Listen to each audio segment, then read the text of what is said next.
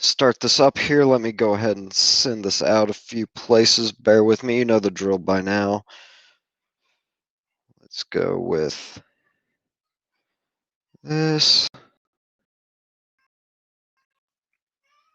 Oops. Let's see. Do a comment.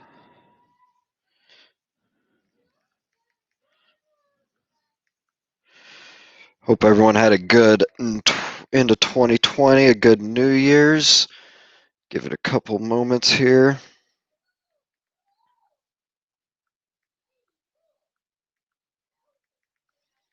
Just sending this out. Bear with me. Let's do it here. Sending that out. Let's do it in here.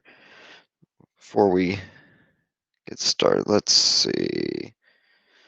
Go in right here. Send it there. Oh, and a couple more spots, and we'll get started here. For War Room After Dark, my name is Clay Hodges. Follow me on Twitter at notduckhodges.com. We're here week 17. Just trying to send this out to a few other spots. Week 17 from a fantasy football redraft league, dynasty league perspective. I would say 95% of you are done. Congratulations if you win your championship in week 16. If you're playing in week 17, I don't know how to help you here. We don't need to go through that. So we probably won't be seeing many questions for a redraft, fan dynasty start sit type questions. But we'll look at these games from a DFS betting perspective, and then without the fantasy football, I was thinking this could be a pretty quick show. But with 2021, bringing in some new ideas, some new things, I thought we got a little surprise here, probably at the 30-minute mark, so right around 10 o'clock Central Time. I'm going to try something new 2021. Hope you guys like it. But let's dive into the DFS betting real quick and see if we can get through in 30 minutes. But by all means, if you have any questions, comments, whatever, put them in the chat. And then we'll kind of segue to something fun here towards hopefully the middle. It'll probably run about an hour, maybe a little bit longer, depending on what we do here in the second half. Oh, hold on.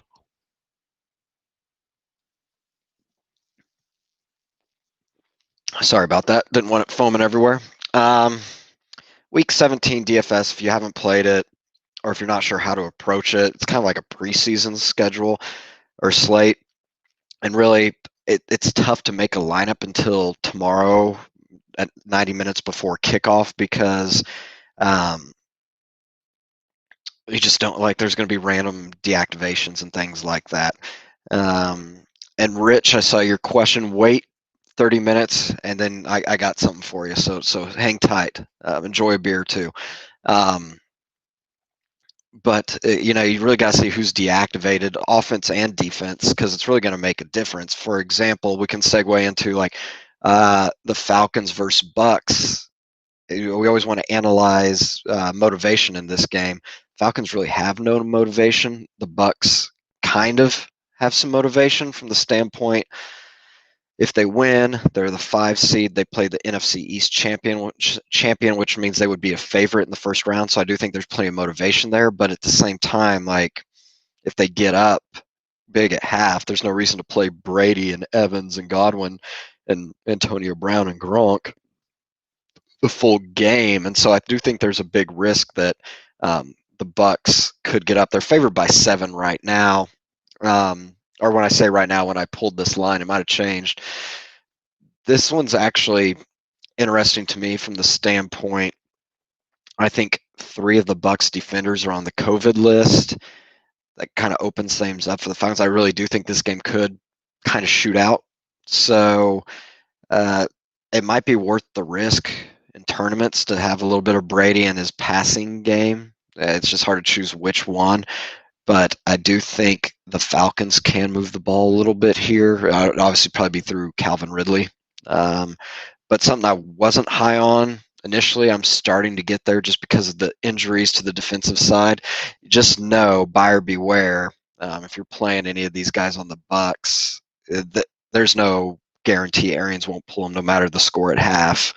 I would expect them to try to get that 5 seed, but something to consider there.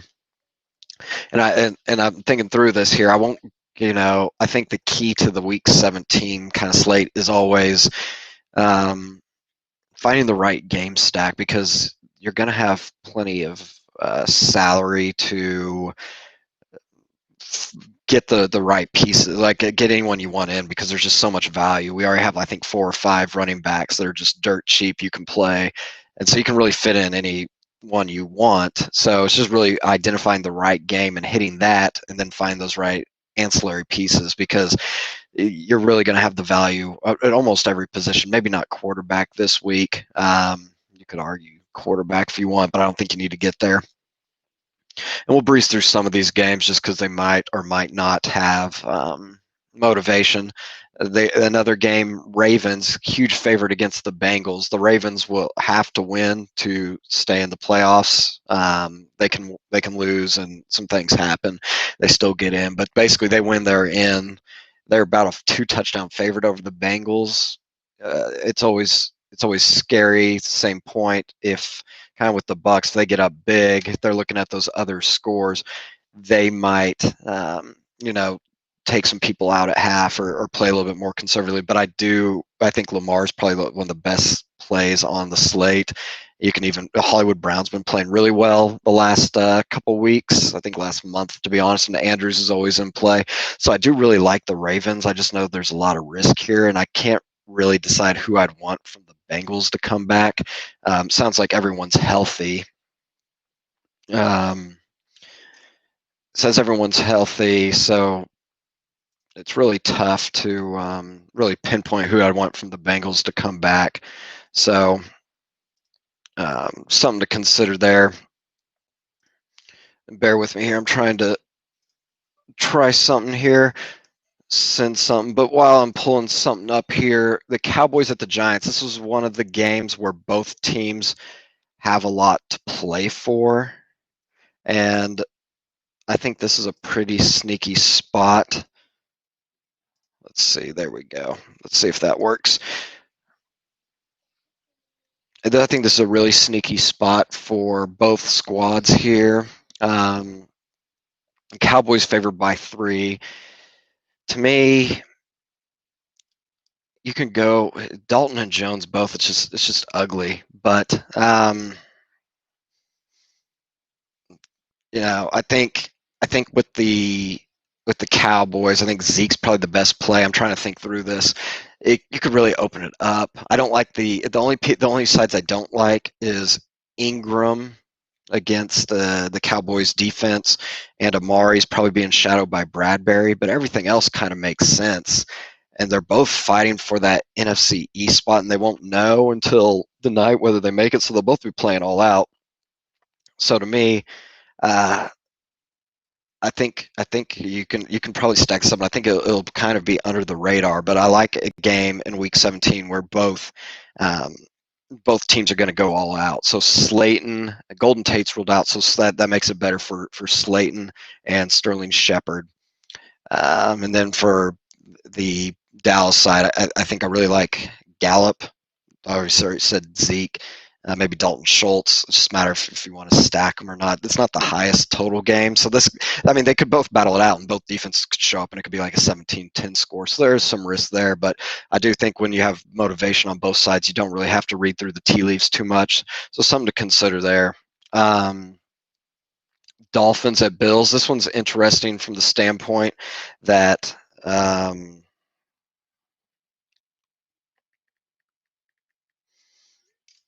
this one's interesting. The Dolphins have to go on, but they have so many people on the COVID list or they're injured. It's going to be Tua and a bunch of scrub pass catchers besides Gesicki. And then Myles Gaskin sounds like he's going to be the bell cow, so I really like him.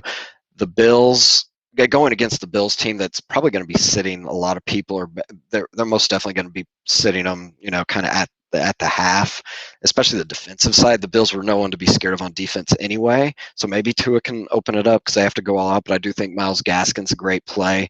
And then I'm a big fan of Gabe Davis this week. It's just I don't know if his backup can get it done. I think I forget who it is, but I don't know if Gabe Davis should get all the run, but it's just a matter of what you want to do there if you want to risk it. Let's see some other games. I think a sneaky game that's coming up, the Vikings favored by 7 at the Detroit Lions. That's actually the highest projected game. I was kind of off this early on, but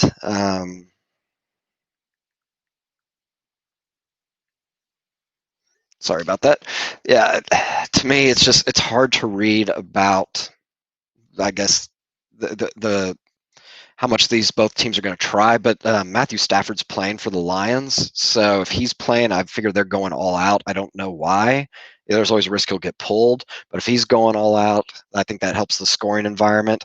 And then the Vikings, I heard from somewhere Justin Jefferson needs like 100 yards or less to break the rookie record, so I think there's something attainable there for them. Cook is out, so you could go back to Alexander Madison. It's just you just got to figure out if they're going to be playing them all. Yeah, and Jared, you're right. Madison will be chalk, and I don't think you have to go there with some of the other value plays, which I don't even think we've really hit on yet. We'll try to go through them. It's just tough for me. In theory, you're making money on the year if you're playing, if you're starting people against the Lions. So in theory, Cousins, Thielen, Jefferson, Madison makes sense. I'm trying to find excuses to get off some of them. I don't know if I can. Maybe Madison's probably the easiest, but it's a little difficult there. When I wrote this down, the game total was 55 points, so that's quite a bit, and it's hard to really fade that. And it sounds like Stafford's playing, so that's a good spot. The flip side, Jets and Patriots, we can probably quickly move against this game. These two teams are just an utter embarrassment. The only thing kind of going to Jared was talking about chalk plays at running back. I do think Ty Johnson. I think Ty Johnson for the Jets is dirt cheap, and it sounds like he'll get all the play at running back because Gore and LaMichael Pirine are out. So you could probably go there, but just both of these teams are train wreck, and I don't think the Patriots are going to have any motivation to play. This being like the first worthless game they've had since like 2000, I think is the stat I saw. And Jared said, I don't think we need to be there either. And he's a Vikings fan. Yeah, it's tough. If you think Cousins is going to play the whole game, I'm in, but I just don't know. He's a veteran. He's making, I don't know, 25 million, 30 million a year. He has nothing to prove. The only one that has something to prove is Jefferson because he wants to break some rookie records. But I don't even know if your coach even cares about that sort of thing. He shouldn't, but who knows? Another game. We're moving right along through these. We might touch on each one then. Browns at the Steelers. The Steelers have already telegraphed or outright stated they don't care about the number 2 seed, and why would they? There's really no home field advantage with not as many fans or 0 fans being allowed in the stadiums. So they're up against the Browns, and the Vegas total reflects the Browns are favored by 10 points when I wrote this down. To me, the Browns defense is in play. I think there's at least 3 or 4 starters on the Steelers defense that's out, so I don't even really consider like matchups here. So you could obviously play like a Nick Chubb. If you think at all the Steelers can score points, then I do like a Mayfield to Jarvis Landry or Higgins. I don't know though. I think the Browns probably here just get up pretty quickly and then just try to coast with Mason Rudolph at quarterback. It's really, we'll know by halftime if this is going to be like a competitive game or not. And if it's not showing any sort of competitiveness from the Steelers, then, they might just pack it up. The Browns would just pack it up and move on. And that would mean not playing Chubb. But the Browns do have to go all in. So as long as it remains close, I'm on this. I think now we transition to the afternoon ones. And the first one is, unfortunately, the Cardinals at Rams. One of the things Kyler Murray. Pretty sure he's playing, but he's hobbled. DeAndre Hopkins is going to be shadowed by Jalen Ramsey. And then Christian Kirk, I just saw, was put on the COVID list. So the Cardinals are banged up, and I don't even need to go into the Rams. They're missing Goff, Cooper Kupp. Akers is questionable, I hear now, which we'll get into in a second. I think I'm missing someone else.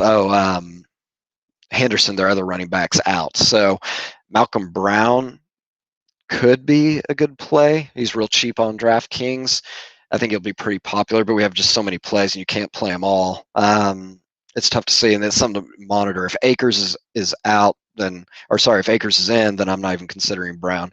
If Akers is out, Malcolm Brown should get all the work. So I know a lot of people don't like him from a skill set perspective, and I can't argue that. But if he's getting all the carry in a must-win game for both of them, I mean, I don't know. It's just tough here. I think both defenses are in play just because you have, and I think it's Wolford is the quarterback for the Rams. I mean, I think the defenses are going to be the ones that show up here, but you could certainly hope and pray for something from one of these offenses. Another game where both teams are going to have to play all out is the Packers at the Bears, and that's one of the highest projected game totals of the week, and I really like the over there. Not really sure which side I like, but I do think both teams can score points here. Scary, but Mitch Trubisky's been one of the best quarterbacks in the last month. Their offense is just clicking. And so I do think they can keep this competitive, and neither defense, I think people know the Packers defense is nothing not up to snuff, but the Bears defense has really been falling off as well. So I do think Trubisky, Montgomery is something to consider. And then obviously with the Packers, the narrative is Aaron Rodgers wants that MVP. I think he's the favorite right now, but he's probably got it locked up, but it should be pretty easy for him to lock it up here. They will probably pass in the red zone to get it to him. So him and Devontae Adams makes sense. Robert Tonyan's in a great spot. So I do think this is one of the better games to play since both of them have some motivation. Jags at the Colts. We're kind of rocking and rolling through this. Colts have all the motivation in the world. Win, and I believe they're in. Losing, they're out. I know that. The Jags have locked up the number 1 seed. This is the team they beat actually in week 1. It's with the Jags. It's tough to really, they're basically drawing dead with the Colts. I think Jonathan Taylor is going to be chalk. I don't think it's necessary, but I get it. The passing game could be there. So if you're thinking like a Rivers to Hilton, maybe some Zach Pascal, that's something to consider. And obviously the Colts defense against the lifeless Jags. If you think this game, the total when I wrote it down was 50 points. So, if I think Chenault, I think everyone, like every wide receiver for the Jags is out. So Chenault's their number 1. And James Robinson, the running back's out. So you could go there as well. I'm not sure if everyone's going to go back to Dyer Ogunbowale, whatever his name is, the running back.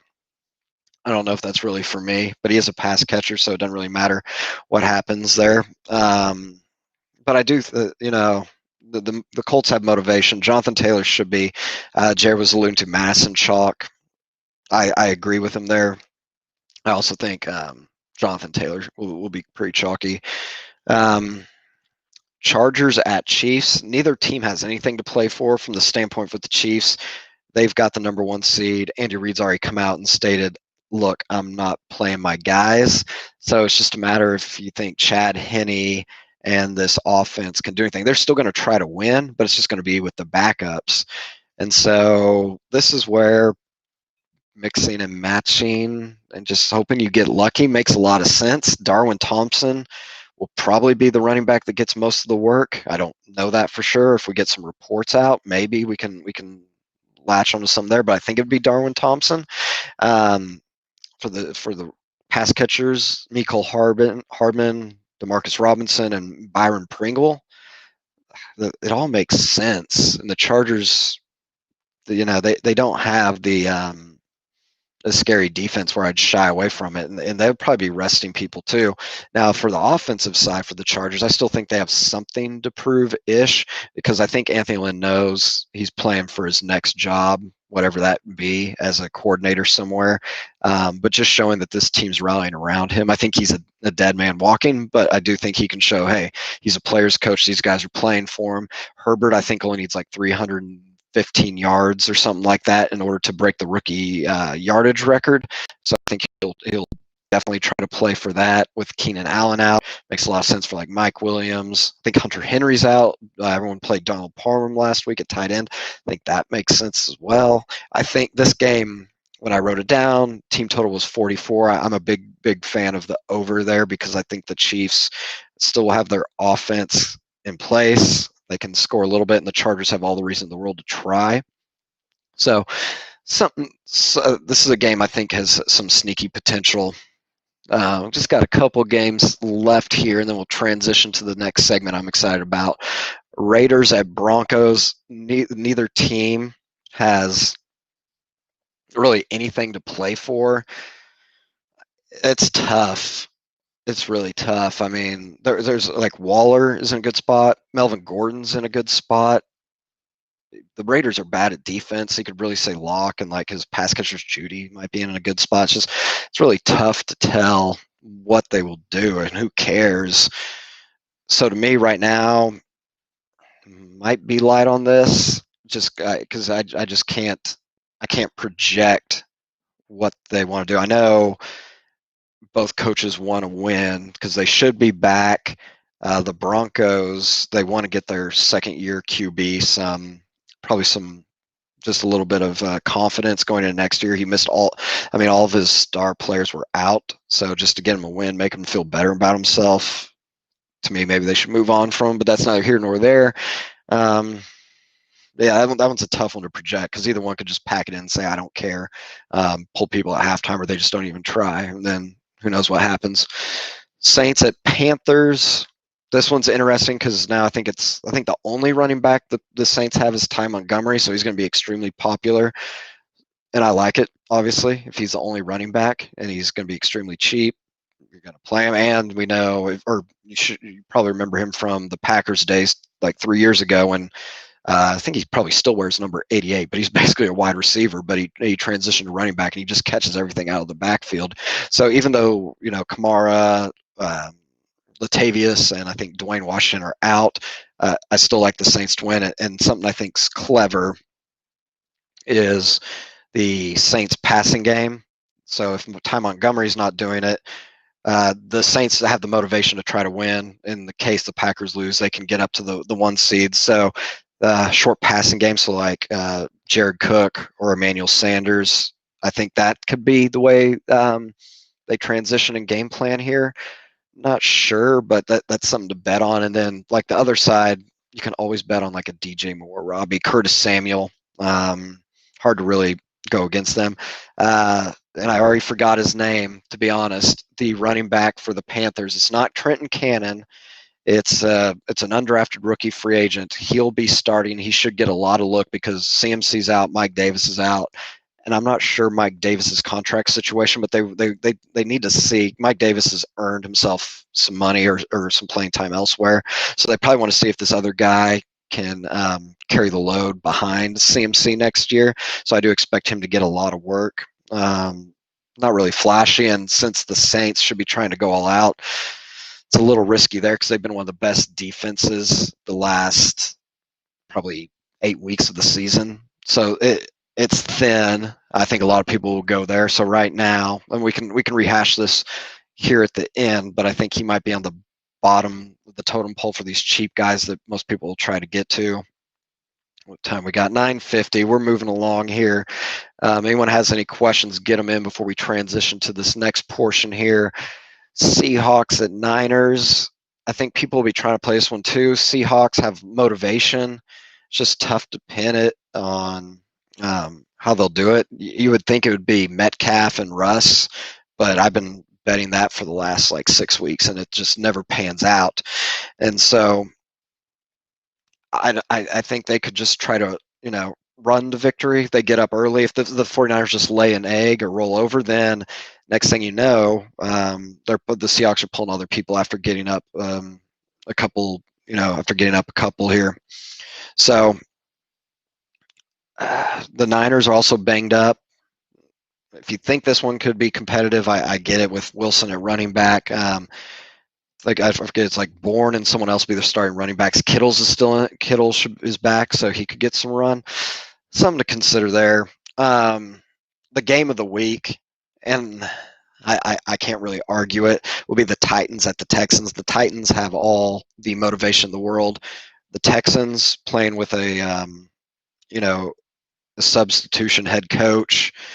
They don't have their first round pick, so there's no really pressure from management to tank. And I'm pretty sure Deshaun Watson, they've already said he'll play. It's the highest team total on the slate. The Titans are going to go all out. Derrick Henry with Devontae Adams is like going to be the two biggest ones, or two biggest players to play. And with the Texans, as long as Watson's in, you can come back with his pass catchers and Cooks and Kiki Kute, or even trying to think, Duke, or not Duke Johnson, David Johnson, and then I think Jared mentioned it earlier in the chat. His favorite play was Tannehill. It took so long for me to get back to you, Jared. I apologize, but yeah, Tannehill is one of my favorite plays. Whenever Derrick Henry is popular, which he rightfully should be here, I love playing the passing game stack. And to be honest, they don't always cancel each other out because the Titans are just such an efficient offense. It seems to be when Derrick Henry's going off, so is Tannehill and his pass catchers. So I like Corey Davis, A.J. Brown. I think this is a great spot. This is like going to be the core building block for me for all of them. And then the night game, I won't touch on really, but it's Washington football team, which will decide the NFC East. Good luck to those stupid teams. But before we transition to the next one, so I think that the chalk build for DraftKings, like for cash games, is going to be like the cheap running backs, which will be Ty Montgomery, the running back for the Panthers, Malcolm Brown, if Cam Akers is out, and I'm missing one more. Let's see, who was it? There was another one. Oh, Ty Johnson for the Jets. That was it. So those are the four. I think you'll see like two of them in there, and then that allows you to fit in Derrick Henry, and then Devontae Adams, and then you probably have like a Rodgers stack, and then you can go cheap at tight end if you need it. But I think that's probably the core there. You'll see, and that'll probably be one of my cores for cash. But when you're in tournaments, start thinking about that. There's a lot of cheap wide receivers that are in play. I don't think I touched on every single one of them, but consider that, and then instead of playing the cheap running backs, play some of the mid ones like Jonathan Taylor, Alexander Madison, if you want to go there, Myles Gaskin. I think that'll be the unique build. And like I said, just finding that right game and then mixing and matching those cheap pieces. You're going to have plenty of salary to get in the players you want and the teams. So that's it for the betting daily fantasy aspects of this. I'll be back next week for the playoffs. We have 6 games on the weekend, which will be pretty exciting. I guess I'll probably have to do it Friday night or Thursday night, since if I'm doing it right now, 2 of the 3 games will be over, and that doesn't make much sense. So we'll have a new time next week. I think we had one question from a Mr. Hochschild. He wants to know if Taysom Hill versus Carolina or Taysom Hill versus Carolina. That's sneaky, and I guess they could play Taysom Hill a lot more because they don't have any running backs, and he could be the all-world tight end QB. So, yeah, that's a great play. Just play all the Taysom Hill. That's the key to this. God, I hate that. But anyway, with nothing else, no further ado, I'm excited to get into our second segment here, and let me see if I can get this started. I'm turning this on. We have a special guest tonight, a new segment. I think I can hear you. Can you hear me, Brian Schmalls? I sure can. So serious. This is going to be fun. Oh, man, I'm excited. You got a football behind you. But thanks for joining me. You reached out to me because you said you had some hot takes. You wanted the Schmalls shop talk is what you said. You wanted to lay some knowledge down on all like one viewer of this. But before we get into that, let's talk about some of the breaking news from today. And we had Coach Tom Herman getting fired from the Longhorns, and just as quickly, Steve Sarkisian, the Alabama offensive coordinator from USC passed, Washington passed. Now he's hired. He's the Texas quarterback. What do you think about this? So many hot takes. Let me tell you what I think Texas is doing is the exact same thing that they've been doing for a long time now. And I think that with the hire of Steve Sarkisian, Texas has ensured themselves of one thing, that they will be right back in the same place about 3 or 4 years later. Let me tell you this, Clay. We've got, all right, when Mac Brown stepped down and they stopped with the Mac Brown era and they hired Charlie Strong. Charlie Strong was there for 3 years. Charlie Strong went 16-21, okay? Obviously not very good, and that's when they brought in Tom Herman, okay? So they hired Tom Herman 3 years after Charlie Strong. Tom Herman goes 32-18 in 4 seasons, which obviously is an improvement from 16-21, right? So then that's not good enough. They fire Tom Herman, and they bring in Steve Sarkisian, which Steve Sarkisian's record as a head coach is 46-35. Granted, it's at Washington mainly, and then there was a couple years at USC before he had to leave, so he didn't get a whole chance to recruit from his USC thing. But I will say this.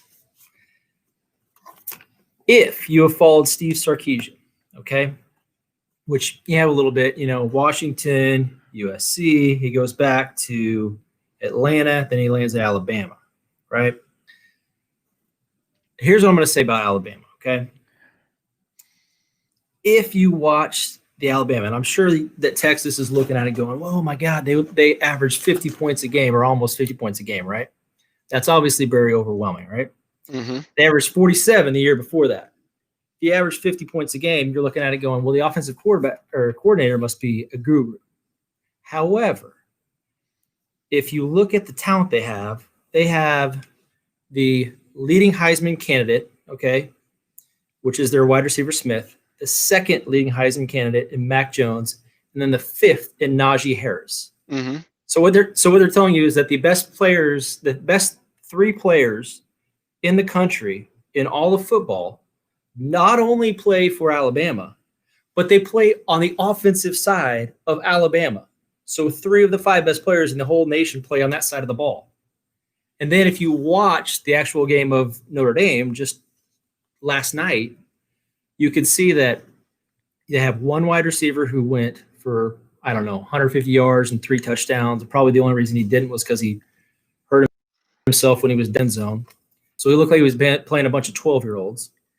And then you've got Najee Harris, who they said, get to the edge. He gets to the edge, hurdles over a 6-foot defender, sprints another 40 yards, and then gets tackled, right? You obviously you're not going to get that talent everywhere you go, okay? So that's one aspect of it, is the talent is going to far exceed whatever play calling you've got. And then the other thing that you've got is if you look at what his time was, everybody's saying, well, he was an offensive coordinator. In 2016, the Atlanta Falcons under Shanahan averaged 33.8 points a game. The year Shanahan leaves, Sark takes over in 2017, they averaged 22. I mean, it's just, you have all these stats. Look at you. You're so prepared. You got your pen in your hand. Man, I got a beer. What's going on, right? I'm so upset about. I mean, I guess it's a hot take. I'll tell you this though. It's not a terrible hire. It's not a great hire. They're going to be the exact. And I agree. And you kind of froze up here, but I think it's underwhelming. To me, the same place they were 3. Yep, there you go. You're back. Oh, there you go. All right. So, yeah, I agree with you. I think this is underwhelming at best. I will say this, though. Ever since, I think it was Colt McCoy got knocked out of the game against Bama 10 years ago when they brought in Garrett Gilbert. They haven't had a quarterback, and all they need, I think, to get back is to recruit a decent quarterback. I mean, they get good quarterback recruits. They haven't panned out. They haven't developed them. If they can get on that track, which I think what they're trying to do with Sarkisian, then Texas will recruit itself. So underwhelming hire. I know what they're trying to do. Maybe they get lucky and get a QB recruit that can bring them back. I don't know, but yeah, that would be my only counterpoint to that one. And your thing is it just keeps freezing up. Let's see here.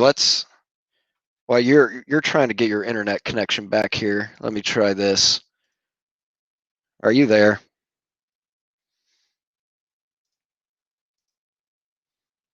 Well, his internet's just, he doesn't know how to use internet, so he's got his dial up here. Well, let's segue a little bit, talking about the Texas hire.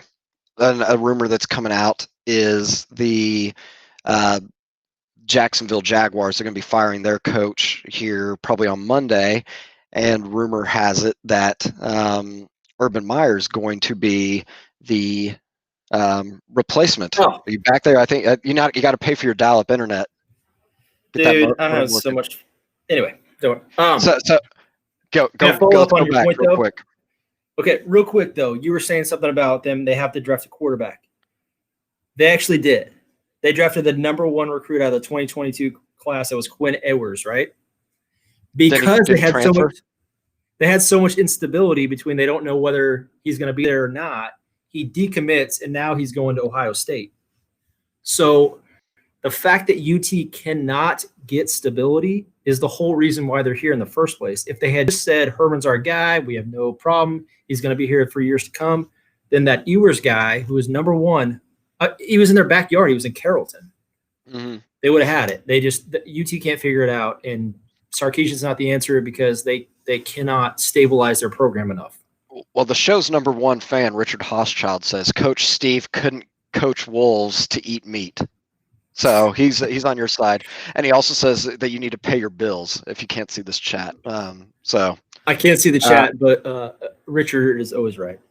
Yep. So when you log back on, I was segueing into the rumor that Urban Meyer is going to take the Jacksonville Jaguars head coaching job. He's telling his inner circle, his friends, and his coaching tree, which branches out a million different ways, that he's going to Jacksonville.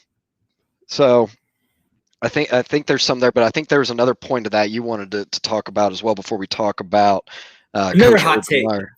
Yeah, give it to me. Speaking about dysfunctional programs, the funny thing to me about this is that Adam Gase, it just came out from the Jets that he's going to be released from their program, right? So Adam Gase is going to be released from the Jets, which comes to a surprise for nobody who's actually following the NFL, except that it plays a very funny domino to me in the fact that everybody knew that Adam Gase was going to be fired. So the Jets didn't do it. For whatever reason, they just thought, well, we're going to wait till the end of the season. We're just going to have this guy be a dead man walking but everybody knew he was done, right? So then, not only did the Jets win 2 games to force them out of the Trevor Lawrence lottery, so now Jacksonville gets Trevor Lawrence, and now Urban Meyer is going to follow Trevor Lawrence to Jacksonville because he has a franchise quarterback. So I think it's very funny how we're talking about 2 hot topics, but both relate to dysfunctional franchises and Texas Longhorns not being able to stabilize it, and then the New York Jets not being able to stabilize it as well. And we have another comment from number 2 fan of the podcast. 2 comments from Mr. Arthur Lloyd. He says, Texas sucks. I could coach them further than Sark. I don't disagree with that, so I could have been a hire. And Arthur then he's incoherently typing stuff. He wants to know why he can't be a guest on here. And Arthur, submit your resume. We can get you on another guest spot here. Tell Arthur he needs some really good hot takes. Yeah, he'll get there. He can talk about the Denver sports scene. One quick thing about I think Urban Meyer going to Jacksonville is one. I think it's no secret. It's like the best probably spot to go to right now in the NFL, which is crazy. Think about Jacksonville being it, but they are basically locked in on Trevor Lawrence unless you want to galaxy brain it and think that somehow Urban Meyer with his connection to Ohio State will want to bring in Justin Fields. I think that's crazy, but regardless, they'll have the number one ticket in town in Trevor Lawrence. Urban Meyer is a god there, so if they can have fans in the stadium next year, they're going to fill that out. And Urban's the type of coach, he only stays in a place for 5 years, and Trevor Lawrence with his rookie contract, that's all they need. Then Urban can ride off into the sunset when Trevor Lawrence, if he's doing good, then he get paid like $40 million or something like that, and Urban Meyer's done his job. So I think it's a slam dunk. I'm no capologist, but I saw that they have a ton of cap space. The only way Urban could really fuck this up, like I said, is if he drafted Justin Fields or if he brings in a bunch of his former Florida players that are all like 31 now, like Tim Tebow or some bullshit, and has them playing. That's the only thing I could see backfire. But to me, when he signs here, he doesn't really have to do much except just turn the keys over to his well-connected coaching staff and Trevor Lawrence, and they're off and running. Get the franchise quarterback right. You got it. All right. So the reason I brought you on, Brian Schmalz, and this is where we go into the Schmalz shop talk, is you said, Clay, I like your show, but you don't have the takes. Where are the takes? Where's the hot fire? And you wanted to bring something on here that's going to just rattle the industry, rattle the sports world, and you have beef with the college football system, if I understand correctly, the playoffs. So I want to hear it. This is another hot take. Well, see, this one's been gaining steam actually for a couple of days now. When I originally approached you about this, nobody had brought this up. But now it seems like people are starting to get on board with it, but they have no idea how to do it, which is expanding the playoffs. Because obviously you got Clemson, Alabama, Ohio State. They go there every single year, right? And then you've got that fourth team to try and vie for it. And what you're getting is you're getting a lack of parity in this thing, okay?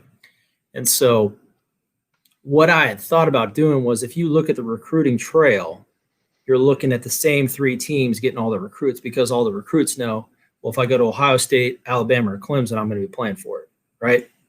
The other ones, you're kind of like, I don't know. So if you keep looking at the recruits, you're going Alabama, Ohio State, Clemson, Alabama, Ohio State, Clemson, all that stuff. So people have started to come on board as of late, but I have a idea that will change this landscape so that we will do away with all of this. How are we going to, incorporate the playoffs to get all the best teams in there and everything like that? And everybody says, well, if you expand the playoffs, then it's going to take away from the regular season, okay? And if you expand the playoffs, then you're going to take away from the revenue that's generated not only during the regular season, but the postseason, okay? But my proposal will add both the revenue to the regular season, add importance on the regular season, and actually add revenue to the regular season and the postseason, which is what it's all about, right? So my proposal is to include the playoffs and expand it from a 4-team playoff where it's just an at-large, all the 4 best teams get in, to a 6-team playoff where you get all the conference champions from the Power Fives plus an at-large bid, okay? And the reason you do this is for a couple of reasons. One, you've got 18 million opt-outs as we saw this year. I mean, it's crazy. I mean, nobody wants to play in the bowl games where it's the Cheese Whiz Bowl. No offense. Love the Cheese Whiz Bowl. That was a great bowl. Cheese Whiz Bowl is a great bowl. Let's keep that, but I understand. Keep going. In Florida, nobody wants to play there. Obviously, you had all the opt-outs in Florida, and now the SEC is going, oh, well, we had all these opt-outs, so whatever. But if you did the 5-team, the Power 5, every conference championship from the Power 5 and at large, what you would do is you would add importance to all of the regular season games in the conference. Plus, you would add a better non-conference schedule to them. Because what it would do is you would have LSU play, say, in Oregon, or you'd have Ohio State play Oklahoma. because it wouldn't be a detriment to you if you did a non-conference game. The only thing that it could do is build your resume. In the event that you're not the conference champion, you can point to that game and go, well, I won that game. We beat Ohio State when we played them, even though we're not, the SEC champions or whatever. We beat that team who is the Big Ten champion. So my idea is to go 5 non-conference or 5 Power 5 conference champions, 1 at large, and put them all into, the bracket and say, play for it.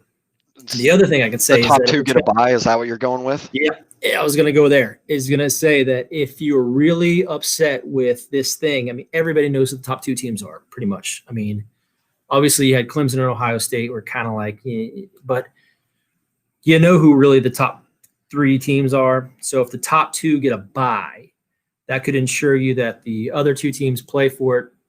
And then it's just the same as it is today. I mean, you win 2 games, you win the whole thing. Okay, so if you're in Alabama, or let's say if you're, I don't know. Well, wait a minute. With 6 teams, you'd have to win 3 games in theory, unless you're one of the bye week teams. Unless you're a bye week, that's right. Yeah, 6 weeks, you'd have to go three games. So what I'm saying is, if you're a top 2 team, the only thing you got to do is win 2 games. Kind of like the NFL setup, and it adds importance to the regular season, importance to the postseason, which you wouldn't have all the opt-outs, at least in the, the 6, the games that you've got that are playing for the championship. And then it would also give you a really tough non-conference schedule, because everybody would want to play for, those non-conference games to kind of show, hey, let's build our resume, because it's not going to deter you if you win your conference championship. Don't you think no matter, and I don't disagree, but don't you think no matter what, people are going to complain? Now you got 6 teams, then you're going to have either Cincinnati or Texas A&M are the 2 that are jumping off in my head, that one of them would be out. So it'd be like, why not 8? And then you'd be like, well, these are student athletes, unless they're being compensated, which they maybe should be. Having them play an extra game is a little problematic. I don't know. It's tough to me to figure out what to appease. And I think that's probably the push, is these guys are already sacrificing a lot and not being compensated. Until that changes, I don't know. Maybe. But the only thing I can tell you is that you're always going to get complaints no matter what way you do it. I mean, they have 64 teams in the basketball team, and everybody's going to complain about being a bubble team. But the only thing I can tell you is that my thought is, if you tell these teams, hey, win your conference and you're in, there's a lot less complaining, because you can look at it and go, hey, look, dude, all you had to do was win your conference. You win your conference, you get to play for it. So stop complaining about it. Yeah, you're right. I mean, no, everyone's going to complain no matter what. You could make it 16. Let's just start in October and make it 64 and just let them just rock and roll. Who knows? Whatever. Yeah. Anything else on that one? That's pretty much it. I mean, other than, I think I hit all the high points of, hey, it's 6 teams. You get the regular season in, you get the revenue from regular season, postseason, puts more emphasis on the regular season. Plus, the fans benefit because Alabama's not playing East Missouri State Baptist in week 7 or whatever it is. I mean, that's just a joke. Everybody knows it is. So make it a non-conference game. Let everybody play for it, and let's do it. So let's jump back to the NFL. And looking at you, I think you're a big Tom Brady fan. I think I know this about you. And so I'm sure you have some opinions about this Brady-Belichick divorce and how it's gone for each of them in the last 9 months. What do you got for me? Well, I think what happened is you're starting to see it a little bit. Obviously, people are going to want to point to, well, the Patriots and Belichick. Belichick now, without Tom Brady, has a losing record. I mean, and I'm not telling you that Bill Belichick is a bum, but you can kind of see, if you don't have the franchise quarterback as a NFL coach, then it's going to be very difficult to win in this league. And I think he undervalued where Tom Brady was. And Tom Brady went to the Tampa Bay Buccaneers, who hadn't been to a playoff game since I don't remember. I think it was like 2007. But he's brought them back. They're going to the playoffs. I mean, I can't tell you. I'm not telling you Bill Belichick does know what he's doing. I mean, obviously he does. But what I'm telling you is, I think it's more Brady than Belichick. And I think at the end of the day, when you're going to look back at both of these people's resume, you're going to look at Tom and Bill Belichick winning 6 championships. And then you're going to look at Belichick without Tom, and then Tom without Belichick, and you're going to look at it and go, well, we obviously know which one was the more valuable one. Because, well, I mean, you got to blame Cam Newton for some of this, right? I mean, this is Bill Belichick. What's he doing? Signing this bum. That guy. I can't stand Cam Newton. Now he goes to the Patriots. I mean, I've been anti Cam Newton since I can remember. It's got to be him, right? Giant bobblehead. What did you have? A fat head on your wall that was life size to Cam? Yeah, and then someone in chat just said, yeah, but Bill now has a once in a generation QB. But, Cam Newton, this isn't the Cam Newton show, but he's just been, the NFL's about to chew him up and spit him out. Yeah, and Bill, they didn't have a quarterback to begin with, but he probably should have tanked a little bit more because they had so many opt-outs. Somebody loved Cam. Yeah, maybe they could have been in that position to get a Trevor Lawrence. I mean, you kind of put here in some thoughts that you thought that Trevor Lawrence could be had for like 3 first-rounders. I don't know if you could get Trevor Lawrence for any amount, not 3 first-rounders. I don't know. All I'm telling you, all my thoughts is if this league has a position that is unquestionably more important than every other position what there is. Any other sport, you would never say that about, right? So if you get the quarterback right, then you can build off of that. So whatever price you have to pay for your franchise quarterback is probably what you need to get. But regardless of who Jacksonville hires in their front office, I mean, you're basically fired if you trade anything, and Trevor Lawrence is a Pro Bowl quarterback. I mean, I don't know. That's just, I don't think there's a GM with balls in the world. I don't know what you could, to me, if I was in control, I don't know what anyone could offer me in order for me to get off that number 1 pick, unless it was like a Dak Prescott and then a bunch of first rounders. I'm just thinking, feasibly, because no one's going to offer me Mahomes and a bunch of first rounders. But I mean, you draft Trevor Lawrence and you just hope he's everything that everyone thinks he is. And Andy Reid brings up a interesting point because he didn't win one without Mahomes, and then Mahomes got there, and now it looks like they're going to be the next dynasty. So, and similar, going back to Cam Newton, because we all love him on the show. I mean, Donovan McNabb, same thing, just got his ass beaten up for a decade. The league chewed him up and spit him out. Cam, if you're listening, I know you are because you love the show. Prove us wrong. Come back, but I don't know what Cam's going to be doing next year. I don't know if he'll have any sort of opportunity for a starting gig, not after what we've seen the last 2 months. All right, so those were some good hot takes. Hold on a second. I forgot to do. Need more air horns. Yeah, I've been slacking there. I'll do a little bit more here, but we're rocking and rolling here. The NBA season just kicked off. Schmal's Shop Talk. Let's talk a little bit about some predictions here. What do you think? West and East. Give me something. West and East. I will give you what I think is going to happen in the West. West is probably going to be as unexciteful as you would get from me. I think you have to go probably with the best player on the planet. The best player on the planet would be you can give the MVP to whoever you want. You can give it to Giannis. You can give it to KD. You can give it to whoever you want. But everybody knows the best player on the planet, and that's LeBron. So LeBron coupled up with, AD, and then you add Schroeder. I think it goes through the Lakers. I don't see how they don't. I mean, maybe the Clippers after they got year 2 and they've got a chance to get it under their belt. Maybe, but the West for me is LeBron. That's kind of a no-brainer to me. All right, West going with the Lakers. Okay, hot take. That's not really a hot take. That's kind of like buckle up. Let's see what you got in the East. Let's see who I got in the East. The East is more of a toss-up. You've got, I don't know, maybe you've got going with Milwaukee, but can Milwaukee be trusted? I don't know. Miami is the one who won it last year.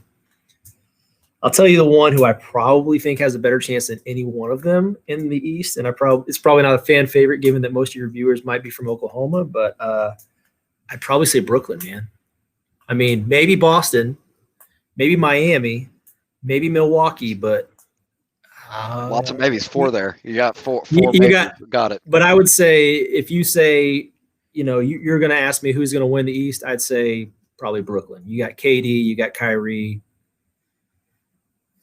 I'll go Brooklyn. Ooh, that'd be a good matchup. Very interesting there. And got a very good question in is what do you think of the Thunder's outlook with Dort really blossoming in year 2? Was that from Rich? Don't worry about who it's from or not from. But I mean, we know the Thunder probably the worst team in the NBA. But I mean, this is exciting, right? This is an exciting time to be a Thunder fan. I think they won tonight too, which is They did. I don't know. I don't know whether if you're a Thunder fan, whether you're excited or not when they win. I mean, they're obviously trying to get their young talent developed. I mean, that's a no-brainer. They've kind of gotten rid of most players except for, adding George Hill and I think they're developing their young players. I mean, that's basically it. I just thought of something. I'll probably have to go back to it, but I'm going to have a Dort tweet of the week when you're on because I've seen some funny ones come up. And so I'll bring that back up here in a minute. I'll find it. But let's transition here. How you can't like Dort? If you don't like Dort, then you shouldn't be an NBA fan. Dort is the NBA. I've heard rumors that they might change the logo to the Dort outline if he keeps up his trajectory, which I think in 2 years he'll average like 40 points, 20 rebounds, 20 assists, and like 20 blocks. He's the next coming. Yeah, he's trending that way. 1 versus 5. He'll guard everyone. While I find the Dort tweet of the week, real quick, give me your National Football finals prediction. We got Bama versus Ohio State, which is kind of shocking, but at least it's not Notre Dame. So let me ask you this. Do you think Justin Fields and Ohio State can pull off the unthinkable? Do I think they can do it? Do you think they can do it? Okay. I don't. I think that there's just, like I said, you got 3 of the top 5 offensive players playing for Bama. I mean, I saw their running back hurdle a 6-foot defender, yesterday and act like it was just his job. And then the other wide receiver, there's just no way you can stop that offense. But maybe Ohio State, they did it against Clemson. Maybe they've got the tools to do it. Justin Fields is obviously capable, but I just don't see anybody beating that team. I just really don't. My pick is Alabama. Now, the real question is whether they cover the spread. And I think they do that too, but that could be a better question is, do they cover the spread against Ohio State? I still think they do. I think it was at 7.5 or 8 now. Mm-hmm. So I got Alabama. Who you got?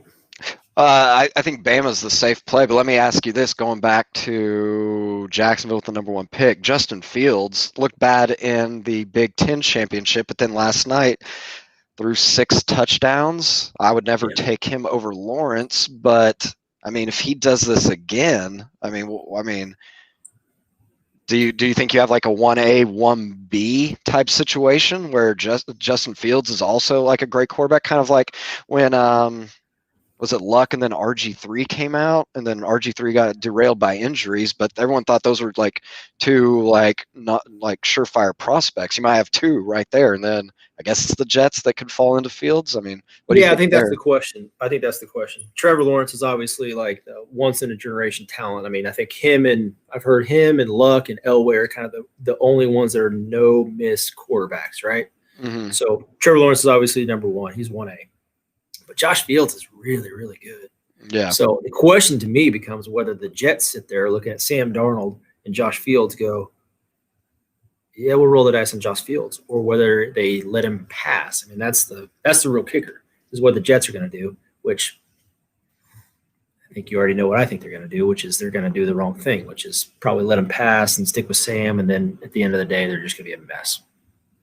Yeah, that who knows what they'll do? They'll mess it up.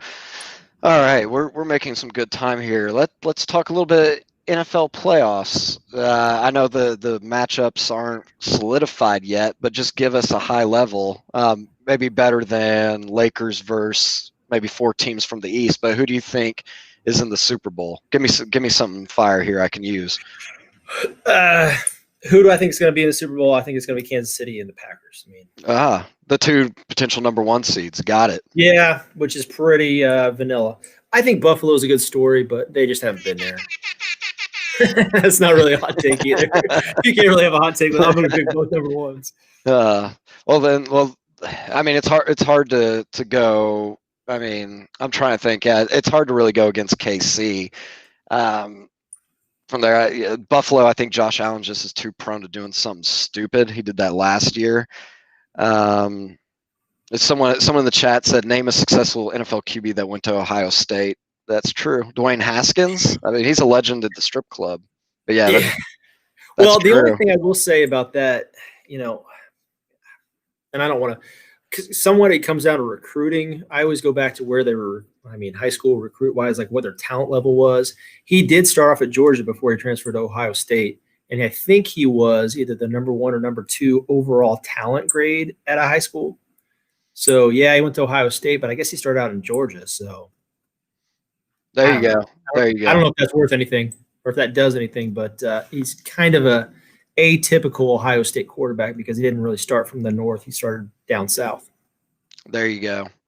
And I couldn't find the Dort tweet of the week, but I will say, and I shared a picture of this, is that on rotoworld.com, they do a podcast, and they named the title of their podcast this week was the Dort Report. They named the entire podcast after Lou Dort. And I mean, I've never heard of the LeBron Lane or something like that, but LeBron doesn't have his own podcast. If Dort already has a report, I mean, I don't know. If you have like a rookie card of his or something, I'll buy it off you right now. I'll Venmo you $5. Whoever's There's listening. somebody up and up.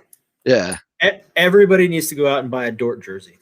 Yeah, I think big thing. I think Dort jersey, and maybe we could get him on as like a guest or something. I don't know if he has Twitter or Instagram. I'll look that up and see if he wants to come on. Just really talk about how he's gone from undrafted free agent to bit role player to a star in the bubble. He basically died for the Thunder's sins in that Game 7 or Game 6 against the Rockets when he shut down Harden and then like stepped out of bounds or something. Everyone got mad at him, but he put up like 33 points, and now he's blossoming into just like the greatest player of all time. Yeah. So we digress, but Dort is he's an amazing human. Can't go. I bet he's as nice as Blake Griffin. Yeah, he's a pretty nice dude, I'm sure. Tenacious on the court, but probably a gentleman in the streets. Just like Blake Griffin. So back to NFL. Like I don't know if I can go against KC. I'm trying to think from the NFC. It definitely won't be the Saints. And to be honest, the Saints, a funny thing is Kamara's on COVID and Latavius is on the COVID list. If their next game is Sunday or Saturday, I heard they can't get cleared in time, so they might be screwed. I'm not a Saints fan, but I hope the NFL does the right thing and like schedules them for Sunday just to give it a fair shake, because I don't need to hear these whiny Saints fans after losing the playoffs like the last 3 years in embarrassing fashion. Just to say we were robbed this year, and then they say like gumbo, gumbo, gumbo. We didn't get to play with Kamara and Latavius, gumbo, gumbo. Drew Brees is the best, and I love his Wrangler jeans or whatever they say gumbo. So I don't the Packers. Let's go with this. I'll just to keep it short. Let's go Tom Brady. We'll go back to yours. Let's go Tom Brady versus the Chiefs. Old goat versus young goat, and I think.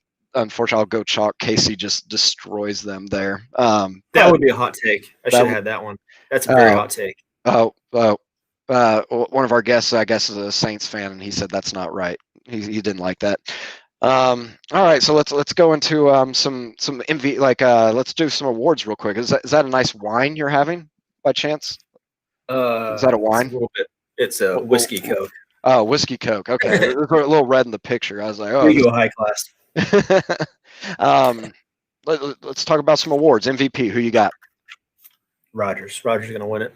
Yeah. Mahomes deserves it. Rodgers will get it. Yep. Yeah. It's kind of one of those things. Like I said, I mean, everybody knows who the best one is in the league, but Rodgers' year is incredible. Okay, let's talk about one that maybe there's more debate about. Coach of the year. What do you got? Don't Well, say coach of the Andy year. Reid. Oh Great no, coach. Great coach. I think. But Well, here's what I think. I think that Andy Reid and Sean Payton kind of get the benefit of the doubt of they're really good coaches every single year. So nobody kind of like unless you have a incredible year after what you've been doing, then Andy Reid and Sean Payton kind of they go to the wayside, right?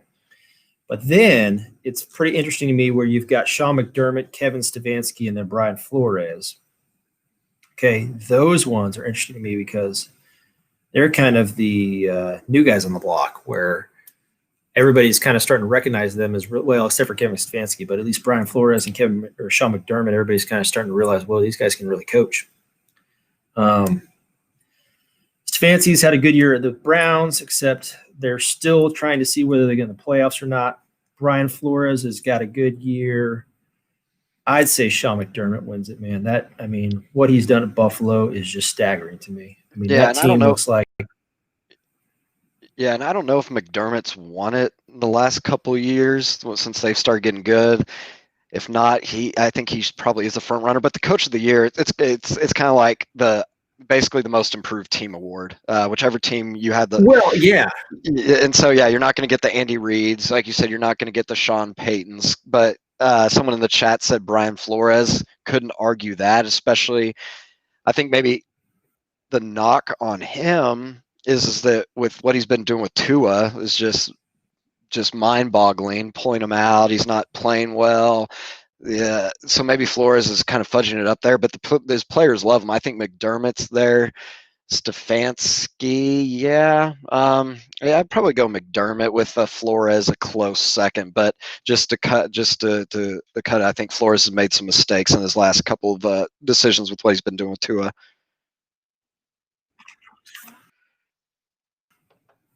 Yeah, all right, but Flores is definitely a good coach. All right, Rookie of the year. You told me your favorite's Jonathan Taylor. Defend that. I said the current favorite is Jonathan Taylor, then Justin Herbert, and Justin Jefferson. That's Vegas. Yeah. Oh, okay. Vegas. I think it's Herbert's slam dunk. So defend. Give me something for Taylor. Don't have it. I think ultimately it goes to Herbert. I think Jonathan Taylor's he's had a really good year, and they've kind of worked him into the system, and eventually to where he's building up his caseload. But Justin Jefferson had a great year. Jonathan Taylor had a great year. But yeah, Justin Herbert is what he's done there. I mean, it's just Justin Herbert's going to win it, and he's had a great year. I think now with any vote like MVP, Rookie of the Year, Player of the Year, I think they should try to get it. Anytime they have an excuse to get away from a QB, they should do it. And I think Justin Jefferson, he's setting. I think I said earlier, he's like 100 yards or less to setting like the rookie record for receiving yards, and it's against Randy Moss. Like he's doing phenomenal things. He's like a top 10 at worst wide receiver already. Give it to him. I love Herbert. I think he's proven a lot of doubters wrong. But let's get away from giving it to the QB by default. I know it's the most important position. I'm never going to argue it's not. But give Justin Jefferson an award because he can't win the MVP. Herbert could potentially win MVPs down the road if he keeps progressing. And Taylor is having a great year. Unfortunately, I think he just had too much of a slow start, but he's a stud. And he could carry him into the playoffs next week. Tell you what, if Justin Jefferson isn't on your radar for next year's fantasy, then you need to pencil him in because he's going to be a stud in years to come. That's not really a hot take. Defensive Rookie of the Year. What do you think? What do I think? That's a no-brainer to me as well. That's Chase Young. Dude's a freak. Patrick Queen, Antoine Winfield Jr., they're good. Chase Young's a freak, man. Dude, you forgot the Defensive Rookie of the Year, Jeremy Chen, safety linebacker from Carolina. I think he has 3 or 4 defensive touchdowns on the year. Just a freak. He's clicking. He's the Lou Dort of the NFL in my opinion. But yeah, I think Chase Young's probably going to get it because of the name value, and he's actually been playing pretty well also. But if you just look at the silly like PFF grades, I think Jeremy Chen's like one of the highest rated rookie defenders. But you should make a case for him, but it's not going to be anybody but Chase Young. Okay, well, whatever. So let's talk a little bit. You wanted to pose a question for me about fantasy. Lay it Yeah, I on have a me. question for you for next week. Okay, Yep. just like Justin Jefferson, I want to know, and you can think about this, but bring it up to next week because our fantasy season came to a close, right? And I've got, starting to look back on the season to figure out who I'm going to look forward towards next year, right? And obviously, Mahomes is going to be up there, Devontae Adams, Derrick Henry, all those big name guys. But I want to know the guys. I drafted Aaron Rodgers this year. I got Justin Jefferson. I want to know if you were going to draft a guy late round or middle of the round, or if you're in a bidding one, you're averaging a little bit of money. Who is going to be the best bang for your buck? In other words, who can I draft mid round or for a decent amount of money that's going to have real high ceiling, like a Stephon Diggs? Yeah, and I'll let me do like one per position. But do you do an auction draft? Do you have one? We do an auction draft. That's right. I want in. Especially if Scott's in. Get me in there, and I will outbid, and I'll just make your guys' head spin. Scott betting $35 for Frank Gore. Frank Gore, every year. Frank, I mean, he's a staple. He's going to run for 60 yards every game. That type of consistency you can't match. Scott likes the old savvy vets. Yeah. So one per position, I think. Obviously, with like drafting and free agency, things will change. But right now, to me, the running back is I think it's Damian Harris, the running back from New England. He's been hurt the last 3 weeks, but he's averaged 5 yards a carry on the season. Sony Michel, I believe, is a free agent. James White is going to be a free agent. I think a lot depends on who they get at quarterback, if this offense is actually going to be good. And Damian Harris doesn't really catch passes, but I think middle of the rounds, I think he's a good third QB to have, third running back to have, kind of a plotter there. And he's from Bama, and he's young, so he can his ceiling's only pointing up. So someone I'm high on there. Receiver, someone put this in the chat, was asking me about Gabriel Davis, the receiver from Buffalo Bills. He's technically their number 4 receiver, but John Brown's been hurt. Cole Beasley's been hurt. And I'm pretty sure Brown's a free agent after this year. Gabriel Davis has just been looking awesome in his playing time. I think he caught touchdown passes in every game he started. If I was the Bills, get rid of John Brown, or don't re-sign John Brown since he costs money. Ride this Gabe Davis. I think this offense for the Bills is just trending up. I'm huge on him. Now, that's probably super deep, super deep, and it depends if Brown's out. But someone, if you're in a dynasty league, definitely try to go get Gabe Davis. Tight end, if Kyle Rudolph for the Vikings either retires or doesn't resign, I don't know his status, but he's old. But Irv Smith there, he's 22 years old. In the last 2 or 3 weeks, has just been tearing it up for them. And it's another offense I'm pretty high on. We've already talked about Jefferson, Thielen, Dalvin Cook. Kirk Cousins is sadly, the most expensive person, only thing holding them back. I think Irv Smith can be a good complementary piece there. And then finally, QB. I saved it for last because it's kind of tough. It depends on how many teams are in your league. If you can draft 2 QBs and start them, I think I'm trying to think of right on the spot here, but Deshaun Watson, I think, is going to be under the radar, and he's had a great year. But if I'm just thinking right now, QBs you want to take over him would be Watson, Josh Allen, Lamar. Some people would probably take Herbert, Dak maybe, Russ Wilson. You're already halfway through a startable QB, and Watson's just done nothing to change my opinion. Oh, Kyler. So now you got Watson as the 8th or 9th best QB, and he's so much better than that. Hopefully they infuse that offense with a little bit more talent after losing Hopkins, and then Fuller's a free agent. But to me, that would be high. And then if I'm not thinking someone so obvious there, I had another one. I'm trying to think who it was. I think it's just going to be so deep at QB with the Chase Lawrence, Justin Fields. I mean, Joe Burrow could be your back. That could be your number 12 QB. And I mean, he looked good this year. It's just I think the QB field's so loaded. Each year, most people kind of talk about don't draft QB early. I think this is another good point because if these rookies are going to come in and be awesome like Herbert and Burrow, and you're going to have 2 more next year, I don't need to draft Lamar Jackson in round 3 or whatever the case may be. That's kind of my thought. Do you have any off the top of your head? Nope, you froze again. Your internet. Let's see. He'll try this. He's in deep thought. I really got him going with some of those QB thoughts there. Let me see if I can.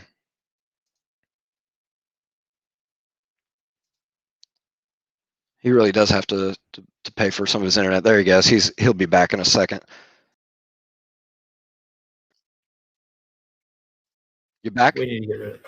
We need to get rid of something. Hey, you're back. Oh God, this guy. All right. Well, that's what happens when you have guests on. I'm sure he'll try to click back in here in a minute. Let's see here. So those are some of the fantasy people that we'd be high on next year. Let's see. Oh, he's back. You back? Uh-oh. Okay. Yeah, I think you're back. Candy So I went through like position by position. I don't know when it froze. Do you have any people for fantasy like late round you're high on?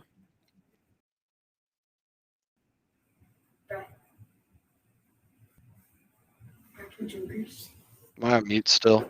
You there? Yeah. Okay. Yeah. Can you hear me? Can you hear me? Yep. Yep. Got it. I can hear. Okay.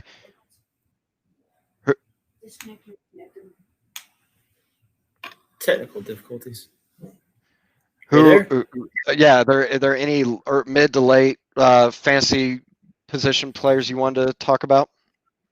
Jonathan Taylor and Justin Jefferson. No, I think that there's going to be. I mean, it's intriguing to me. I think that people will stop. I mean, there are some injury ones. I think that you need to keep an eye on. Kenny Golladay didn't play at all this year. He's going to come back. He's a free agent too. Yeah, assuming that he could be somewhere else. Matthew Stafford will probably replace Cam Newton in New England. I'm just kidding. I have no idea, but Stafford had an injury. I mean, he'll be one of those that you could probably pick up for next to nothing, and then maybe I don't know. You just look at their running backs to see who's the RB1, like Jacobs or somebody like that. Okay. Well, we'll breeze through some of these other things here, but I did want to pose to you the most important question. When I'm going to have these guests on, I need to know something. And for you, I want to know top 5 songs. If you're throwing a party, what are the top 5 songs you're playing to get that party started, to get people really drinking, to be amped up? And you can't just say like the top 5 Avicii songs or something like that. Give me some variety here. I could probably tell you right now what's in my phone. Let's see what I got, Clay. Oh God, your top 5 played songs. You don't have I have playlists for everything, right? Oh God, your 5. What are your top 5 songs played in 2020? That's probably what the people want to know. Well, I don't know what that would be. I don't know how to figure that out, but I could tell you what the top songs that I have if I'm going to do like a party. Are you there? Yeah, this is all time, but yeah, go for it. Damn. I'm good. Go for it. We can hear you. All right, so I've got. It looks like "Blinding Light" by The Weeknd. I love The Weeknd. I love The Weeknd. Apparently, I like Post Malone. I like Post Malone, not the artist, but the song. Didn't know there was a song. Okay. You ever heard Post Malone? I'll listen to it later. All right. There's "Be Kind" by Marshmello. Okay. All right. "It Ain't Me" by Kygo and Selena Gomez. Damn it. You got one more. This is your power rank. Fuck. The Magic in the Hamptons by Social. What is it? Featuring Little Yachty? Little Yachty. You can't even pronounce these. We had a comment from the chat that said, "What about Banana Phone?" Love Banana Phone. Why? It didn't start the party, but it starts a road trip. Yeah, so let's wrap this up. Thanks everyone for tuning in. I'm What Clay are your top Hodges. My top five? My top Yeah, five? you- Oh shit! I didn't even prepare for this. Top five. I think it would have one would have to be Kesha and Pitbull Timber. I mean, it's going down, right? That's gonna classic. get people drunk. That gets everybody going. Any Kesha song will get people going. Yeah, any Kesha song. Let's go with the Yin Yang Twins. Let's and Little John. I forget. Window to the Wall. I think Shake Your Tail Feather. One of my all-time favorites from that's P Diddy, Murphy Lee, and Nelly. I think that's a classic. Yeah. Panama. It's a great song. Just a Oh, little that's switch a it up. really good Yeah, one. you I'm don't need this. Panama. You don't need all rap there. And then I don't know. Let's throw in a little techno there. Trying to think. Let's go with like a mixture. Let's go with the mashup king, like Girl Talk. You know, I played that a lot back in the day. Some Girl Talk, just the whole album, because there's really not a song title there. You just mashes everything together. Ooh, That'll get it going. Yeah. Can I give you a bonus? Yeah, bonus. Lady Gaga, Stupid Love. It's Lady Gaga. I love it. Nailed it. So of those songs, which one would you, if you come back as a guest spot, which one would you want to be your intro song? Blinding Light by The Weeknd, for sure. That you think Blinding Lights like the song? Oh man, yeah. Oh, we had a comment. What is love? This is how we do it, Montel Jordan. That's a great one. This is how we do it is definitely one up there. Still Dre. Rhythm is a dancer. Return of the Mac. I love it. Return of the Mac. Oh man, that's from Sean. He probably partied earlier than I did, but burned that on a CD. Let's go. This is how we do it should be number one for sure. Yeah, but what about? I thought you were a big Pitbull Fireball fan. I thought that's what you wanted your intro music to be. I love Pitbull Fireball. So you just asked me if I had to pick from one of those, which one would be? Oh, I meant like in general of the universe of songs. So yeah, it'd be Fireball for fire takes. So with that, why don't we wrap it up? I'm Clay Hodges. Follow me on Twitter at NotDuckHodges. Thanks to Brian Schmalls for Schmalls Shop Talk. Do you have any words of wisdom before we wrap this up? Go win some money. Follow Clay's advice. That's the worst advice you could give.